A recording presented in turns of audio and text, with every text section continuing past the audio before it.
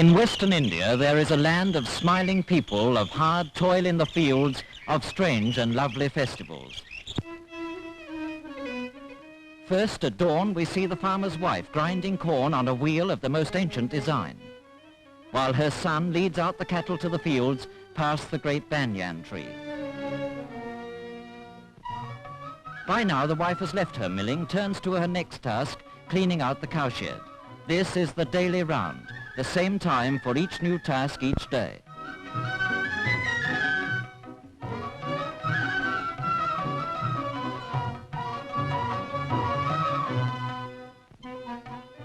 The early morning work over, she invites the blessings of the gods on her farmhouse by chalking an auspicious design on the ground. The farmer himself takes out the bullocks to harness them.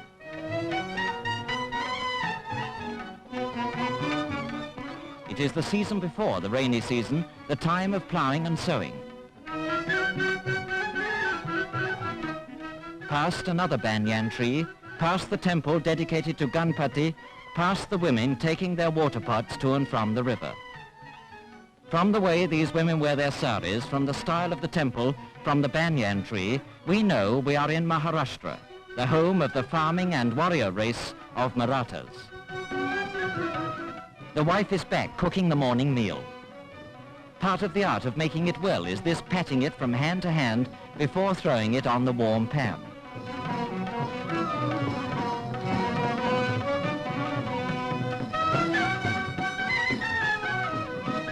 Her husband is in the fields and the food must be taken out to him. But there is not only food in those baskets, there are also farming implements. For the women, their domestic duties over, are now ready to work alongside the men in the fields.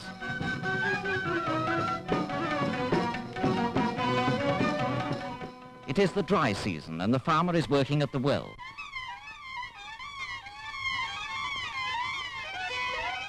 Eight bullocks are harnessed to one of the most primitive forms of irrigation.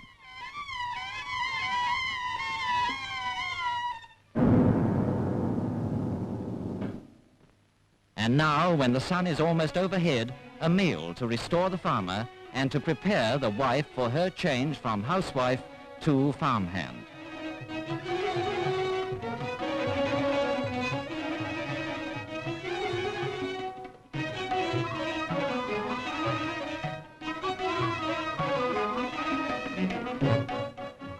Nowadays, one of their most profitable fields is the field of massive cauliflowers.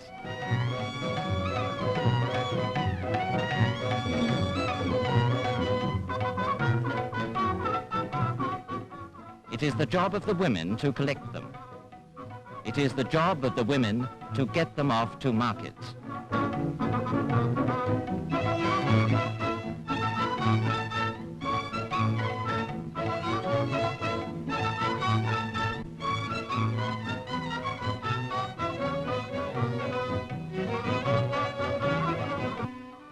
The season of ploughing. The draft animals in this part of the world are always bullocks. Their slow gait and the hard soil make the work heavy.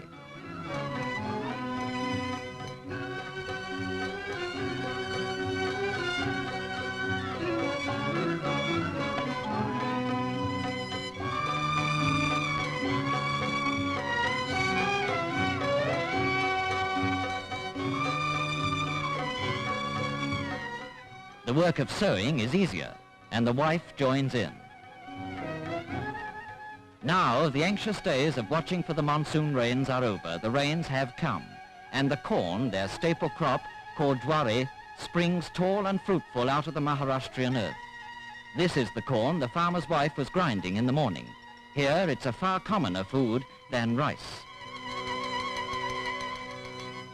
That's not a lasso, she's scaring away the crows. It is late September, harvest time, and the rains have definitely stopped. The entire family climbs onto the bullock cart to go out to the fields for the reaping.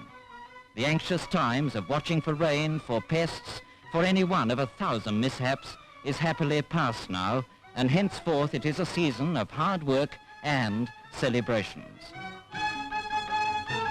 First, the work of reaping. Mostly it is done by the women. The threshing is done by the women and the men. The farmer drives his bullocks round and round, plodding over the corn. Another man crouches close behind him, pushing the corn back under the bullock's hooves.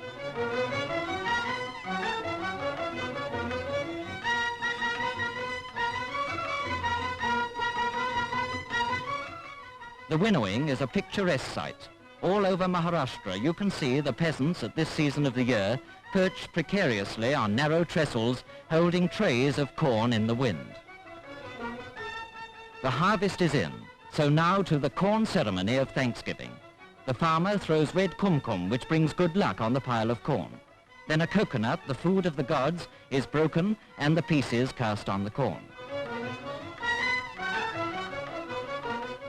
And now the dedication. The women's foreheads are marked with the red kumkum.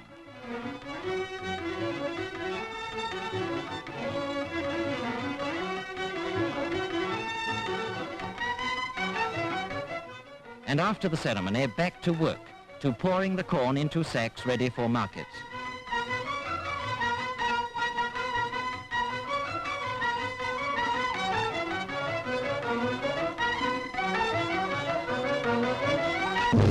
It is November, an auspicious month for marriages. The bridegroom, flower-covered, rides to the ceremony on a white mare, and the guests dance with sticks in front of him.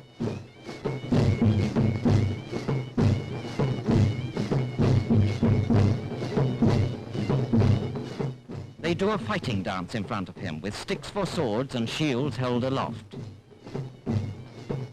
The women bring their wedding presents, silks, brocades, sweetmeats in brass trays. And by the banana plant, the bridegroom dismounts to enter the tent where the guests are assembling. The priest recites, the guests throw rice on the bride and bridegroom.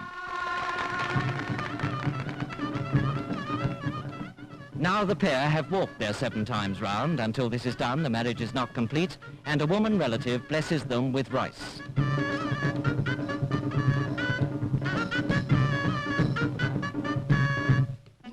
There is a special caste of professional dancers who do the after-marriage dance.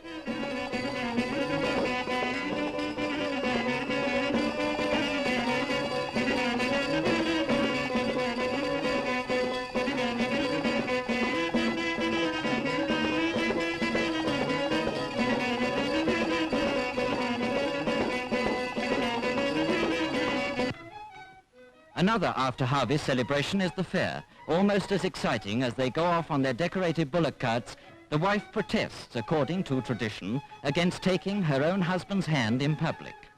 But this is a holiday, and some few bold ones may be daring for once.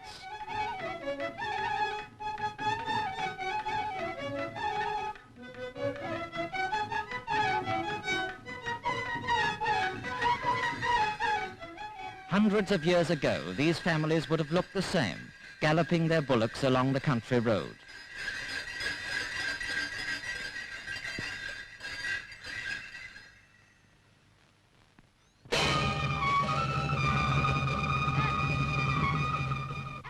The village where the fair is this year has put on a religious festival. The farmer buys flowers from the priest as an offering to the god.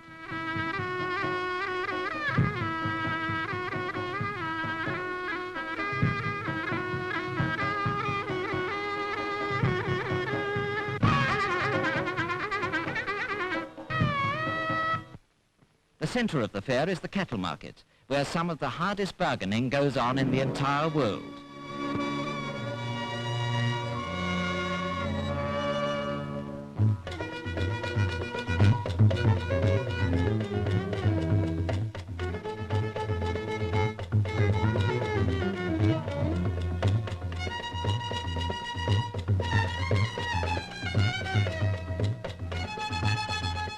Every local entertainment is there. Roundabouts for the children. A physical display by the local regiment of Maratha soldiers. For these people never forget they are first and foremost a martial people.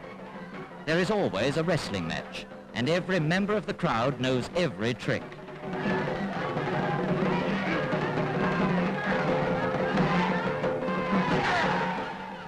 But the farmer's sport, above all others, is the thunderous sport of bullock cart racing.